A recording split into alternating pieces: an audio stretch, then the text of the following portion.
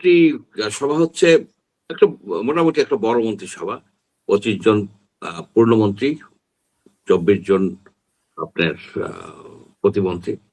এখানে আপনার বেশিরভাগই কোনো এক্সপেরিয়েন্স নাই। আপনার এই যে পূর্ণমন্ত্রীর 17 জন তারা প্রথমবারের মতো মন্ত্রী হতে যাচ্ছেন, অর্থাৎ 8 জনের আগের মন্ত্রিত্বের এক্সপেরিয়েন্স আছে। আর প্রতিবন্ধীদের কিন্তু কোনো এক্সপেরিয়েন্সই নেই, তারা একদম সবাই নতুন। এখন হচ্ছে যে এখানে তরুণরা, অনেক তরুণদের সাথে কিছু বয়স্ক প্রবীণরাও আছেন, একেবারে যে প্রবীণরা নাই তাও না। এইটা মিলিয়ে একটা হচ্ছে।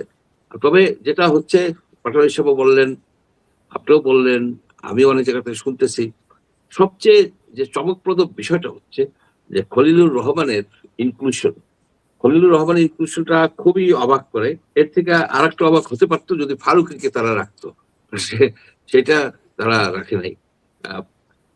খলিল সাহেব কিভাবে এখানে আসে বা তাকে কিভাবে নেওয়া হয়? কারণ সে ছিল একটা নিরপেক্ষ ইন্টারিম গভর্নমেন্টের একজন মন্ত্রী, এবং তার দায়িত্ব ছিল, সে কিন্তু প্রথমে আসছিল যে হাই রিপ্রেজেন্টেটিভ ফর রোহিঙ্গা। সেই রোহিঙ্গারা কিন্তু এখনো আসছে, আরো বাড়ছে, তার সাকসেস নাই কোনো। রোহিঙ্গারা কিন্তু আরো আসছে। পরে তাকে ন্যাশনাল সিকিউরিটি অ্যাডভাইজার হিসেবে করলো। সেখানে শোনা গেল যে তার আবার ক্যান্টনমেন্টে ঢোকার নাকি ছিল না, পারমিশন ছিল না। এখন কি সেই পারমিশন পাবে কিনা সে? সুতরাং এই জিনিসটা আমার মাথায় খেলে না, যে তাকে কারা দিল বা কাদের পরামর্শে তাকে নেওয়া হলো। প্রথমত এটা অনৈতিক হয়েছে। সে কি বিএনপি কে, যেহেতু সে এখানে একটা রাজনৈতিক সরকারের মন্ত্রী পদে জয়েন করলো, অ্যাকচুয়ালি সে তো রিজাইনও করে নাই। সে কি ন্যাশনাল সিকিউরিটি অ্যাডভাইজারের পদ থেকে কি রিজাইন করছিল? রিজাইন না করে সে কন্টিনিউ করে কিভাবে? প্রথমে তো তার রিজাইন করতে হবে। আগের সরকার সব বাতিল হয়ে গেল না, মানে এই শপথ নেওয়ার পরে।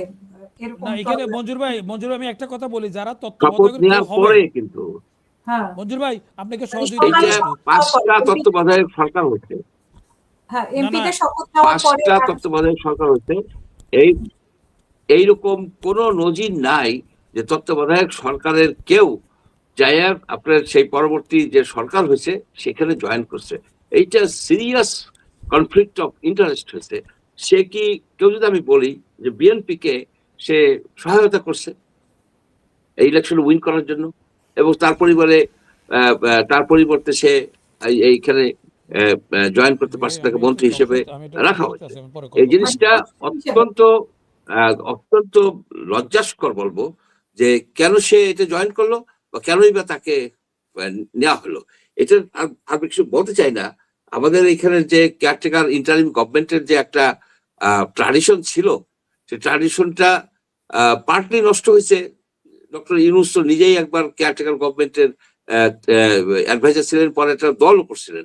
উনি তো এখন আর একটা দলের প্যাট্রন ছিল, এবং যদিও তাদেরকে সরাই দেওয়া হয়েছে, ইলেকশনের আগে দিয়েই সরাই দিয়েছে।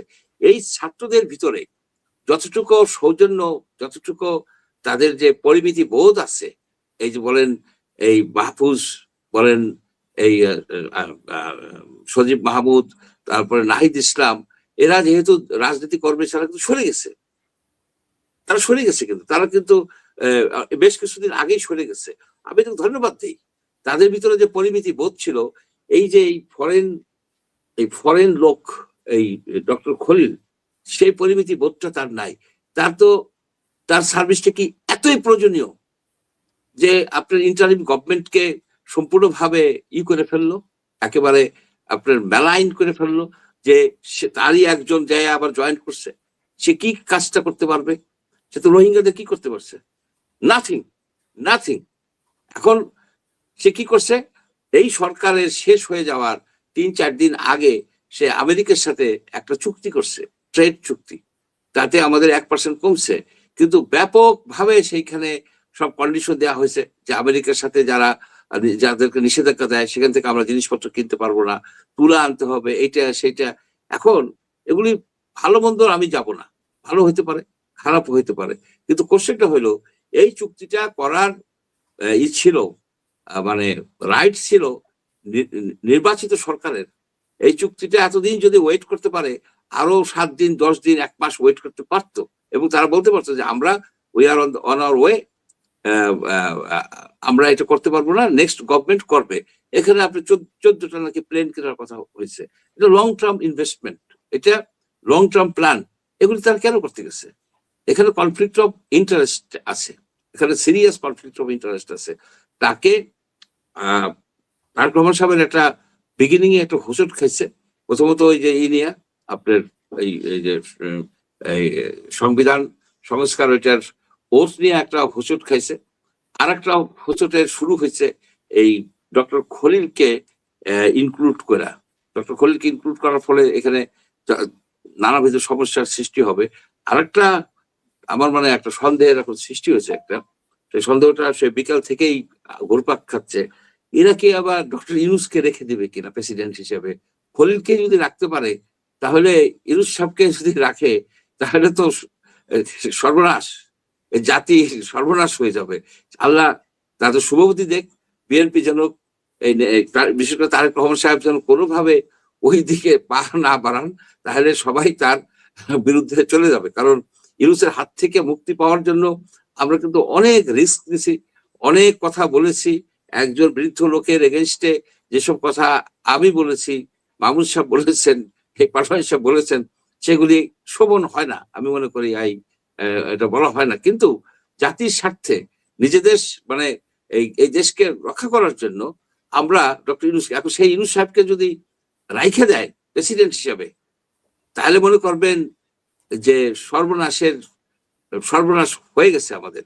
আর খলিল সাহেবকে রাখায় আবার যেন কেন একটা সন্দেহের সৃষ্টি হয়েছে, কারণ প্রেসিডেন্ট হিসেবে কাউকেই তো আমরা নাম শুনি আবার চলে যায়, শুনি আবার পিছলে যায়, কোনো ফিক্সড কিছু হচ্ছে না।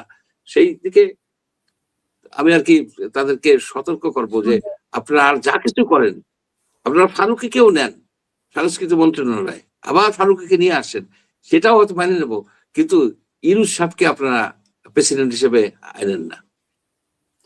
আচ্ছা মঞ্জুর চৌধুরী, আপনার কাছে আমি একটু শুনতে চাই যে এই যে কয়েক মাস থেকে আমরা দেখতেছিলাম যে ডক্টর খলিল ভারতে যাচ্ছে, তারপরে দুবাইতে মিটিং করছে, ভারতে মিটিং করছে, আবার যুক্তরাষ্ট্রে মিটিং করছে। এগুলো কি এটারই কি আলামত কিনা? আবার মানে লন্ডনে যখন আসছিল ডক্টর ইউনূস, তখন কিন্তু ডক্টর খলিলও সাথে ছিল। তো উনি কি সব নাটের গুরু কিনা, মানে যে ম্যানেজ ভোট শোনা যায় আর কি?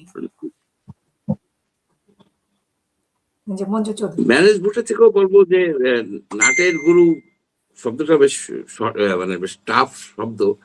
আমি মনে করি কি যে বিদেশি বিভিন্ন জায়গায় দৌড়দৌড়ি করলে তো হয় না, কারণ আমাদের দীপুমণি রেকর্ড করে গেছে যে সারা পৃথিবী উনি চষে বেড়াইছে, আইসল্যান্ড থেকে শুরু করে ভানাটু টানাটু হাবিজাবি যত কিছু আছে, নাম যা আছে সব দেশে উনি গেছে, কিন্তু উনি ছিল সবচেয়ে বড় ফেলিওর। বিভিন্ন দেশে গেলেই তো হবে না। এখানে এই খলিল সাহেবের সাকসেস কি সাকসেস 2 লক্ষ রোহিঙ্গা আবার সে নিয়ে আসছে বাংলাদেশে, বছর রোহিঙ্গারা চলে যাবে, ঈদ করবে, সে ঈদ তো চলে গেছে, আর ঈদ আসছে, কোনো সাকসেস নাই। 2 নম্বর হচ্ছে যে সে এই একটা বড় চুক্তি চাপাই দিছে এই জাতির উপরে। সেই চুক্তি ভালো হতে পারে, বন্ধ হতে পারে, সেই চুক্তিগুলি রিভিউ করার অধিকার কার আছে? জনগণের পক্ষ হয়ে নির্বাচিত সরকারের আছে। নির্বাচিত সরকারের উপরে সে একটা চুক্তি চাপাই দিয়ে চলে যাচ্ছে, এবং কাদের স্বার্থে সেই চুক্তিটা করছে, এবং কাদের স্বার্থে? সে কি কেউ কি চাপ দিয়ে তাকে মন্ত্রিসভাতে ঢুকাইতেছে? ইন্ডিয়া কিংবা আমেরিকা? এই প্রশ্ন আসবে।